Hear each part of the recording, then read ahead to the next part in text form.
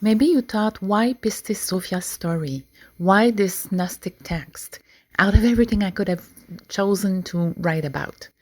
The truth is, this is a book that wanted to be written by me.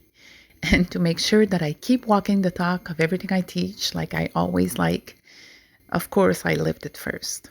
I experienced the shift of the thought system. So when we go from the ego thought system to the higher self thought system in the mental space, there was a period, months, where I could no longer trust my own thoughts, my beliefs, my patterns, everything I could rely on, because I knew it was mostly from my ego thought system.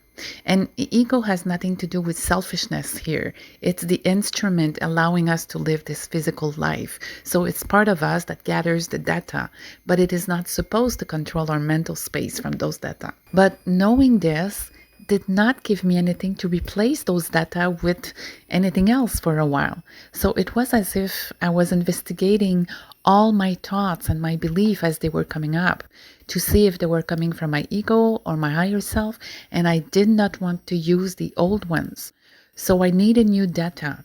And this is not something that's being done overnight. It was, well, the comparison I give it was like if I was reincarnating while still alive, entering my own body for the first time, seeing myself and everything for the first time, entering life for the first time. Except I already had the knowledge and the skills and the knowingness from deep within. And I had to relearn how to play the game of life with a new board game.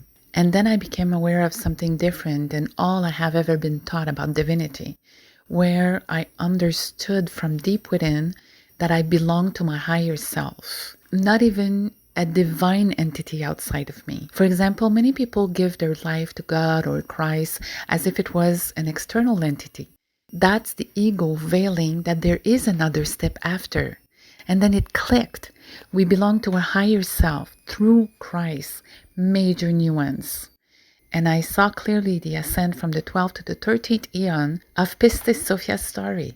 It was not intellectual. It was a shift I felt. And that's when I understood that I was not given this text to study. It was to show me what I was experiencing.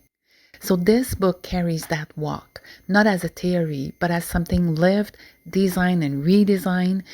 And if you have ever felt yourself losing the old ground before finding the new, not falling apart, but falling ego apart, you will see that her story is yours too. So yes, this book was written for us.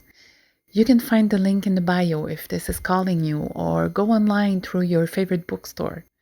And as always, remember to breathe in, to let go of all your ego-based thoughts and vision, to see from your soul, and to love out. And I wish you a beautiful and a grateful end of day.